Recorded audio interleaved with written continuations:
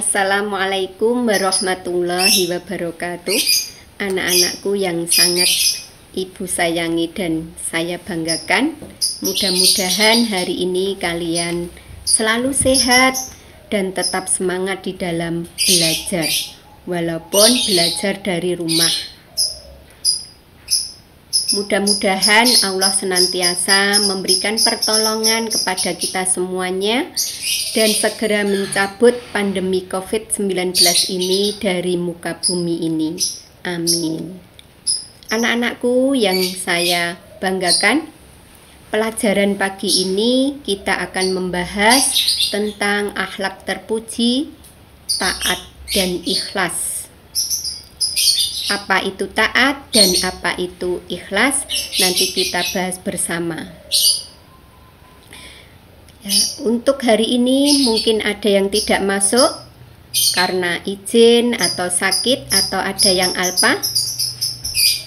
Alhamdulillah kalau hari ini kita bisa mengikuti pelajaran bersama. Nah, ini ada gambar untuk diamati bersama, yaitu seorang pengemudi dengan bapak polisi yang berada di jalan raya yang sedang bercakap-cakap tentang ketaatan terhadap lalu lintas ketika mengendarai kendaraan di jalan raya.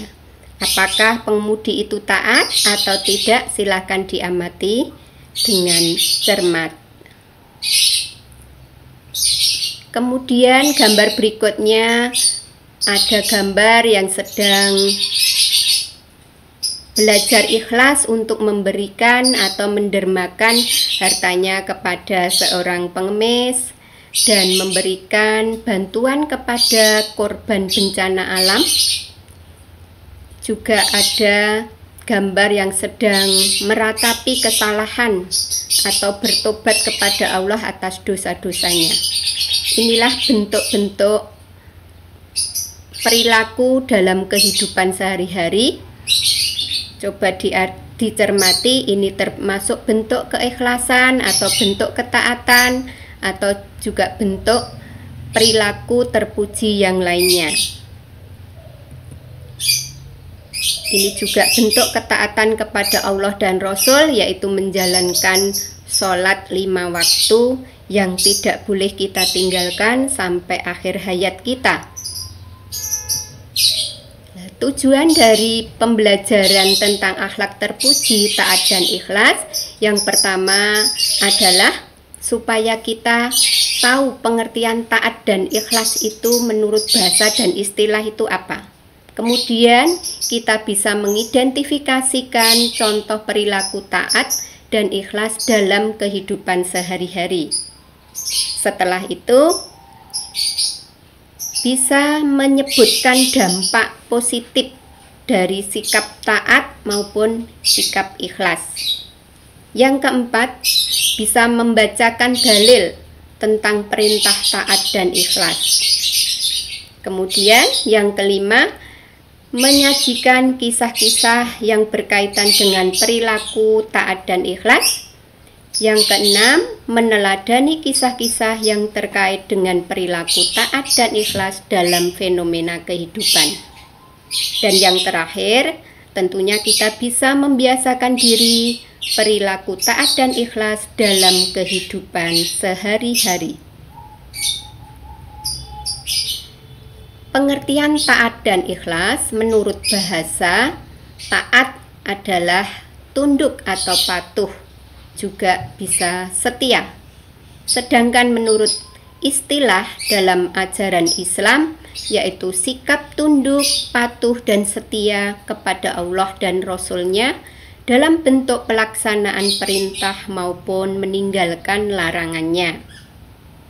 Ikhlas menurut bahasa artinya memurnikan atau bersih dari kotoran.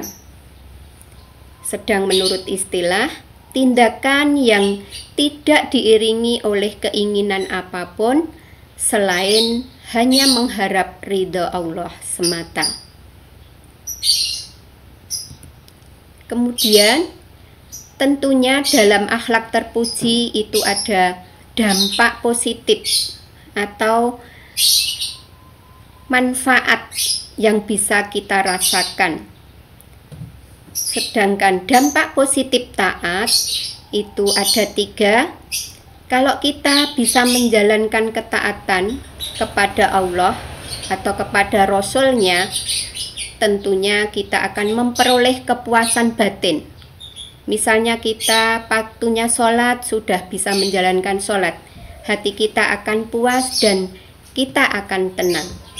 Kemudian memperoleh ridho dari Allah. Yang ketiga, memperoleh kemenangan atau keuntungan yang besar. Untuk itu, ketaatan kepada Allah semampu kita jalankan. Jangan sampai kita meninggalkan perintah Allah. Kemudian dampak positif ikhlas yaitu memperoleh kepuasan batin. Ketika kita menjalankan atau menginfakkan sebagian rezeki kita kepada yang berhak menerimanya, kita akan memperoleh kepuasan batin, bisa memberikan atau meringankan beban orang lain, sehingga hati kita menjadi senang atau puas. Yang kedua, merasa senang karena ada harapan mendapat ridho dari Allah Subhanahu wa Ta'ala. Yang ketiga, dapat menjaga rutinitas dalam berbuat baik. Walaupun tidak dilihat oleh orang lain, kita akan tetap berbuat baik karena Allah Maha melihat apa yang kita lakukan. Itulah dampak positif dari sikap ikhlas. Adapun dalil perintah agar kita taat dan ikhlas, yang pertama dalil taat kepada Allah, Rasul dan ulil amri. Taat kepada Allah dan Rasul itu hukumnya wajib. Sedangkan taat kepada ulil amri atau pemegang kekuasaan atau pemerintah boleh. Asalkan ulil amri atau pemerintah itu berada di jalan yang benar atau berada pada jalan Allah. Wajib kita ikuti. Dalil perintah taat kepada Allah, Rasul dan ulil amri diterangkan dalam surat An-Nisa ayat 59 yang bunyinya A'udzu billahi minasyaitonir rajim. Bismillahirrahmanirrahim. Ya ayyuhalladzina amanu ati'ullaha wa ati'ur rasula wa ulil amri minkum. Hai orang-orang yang beriman, taatilah Allah dan taatilah Rasul-Nya dan ulil amri di antara kamu sekalian. Dalil ini jelas bahwa kita wajib sebagai orang beriman wajib mentaati Allah dan Rasul-Nya. Apa yang diperintahkan dan apa yang dilarangnya, kita harus mentaatinya. Dan juga ulil amri di antara kita. Ulil amri di antara kita, pemerintahan di antara kita, di tingkat desa, namanya Bapak Lurah. Di tingkat kabupaten, Bapak Bupati, Gubernur, tingkat provinsi, sampai tingkat negara yaitu Presiden. Selama para ulil amri itu menjalankan atau berada pada jalan yang benar, kita pun wajib mengikutinya. Kemudian dalil perintah ikhlas diterangkan dalam Quran surat Al-An'am ayat 162. A'udzu billahi minasyaitonir rajim. Bismillahirrahmanirrahim. Qul inna sholati wa nusuki wa mahyaya wa mamati lillahi rabbil alamin. Katakanlah, sesungguhnya sembahyangku, ibadahku, hidupku, dan matiku hanyalah untuk Allah, Tuhan semesta alam. Bentuk ikhlas dalam kehidupan sehari-hari harus kita usahakan, harus kita latih. Karena ikhlas kalau tidak dilatih akan merasa berat, akan merasa terpaksa.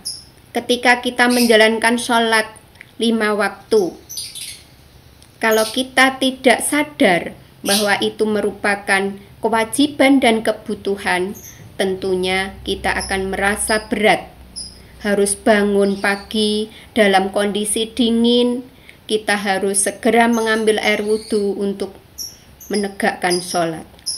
Dan juga ibadah yang lainnya. Misalnya puasa Ramadan kemarin, kalau kita tidak sadar akan hikmah bulan Ramadan yang sangat luar biasa, keistimewaan bulan Ramadan yang sangat luar biasa, tentu kita akan merasa berat dalam menjalankan ibadah puasa.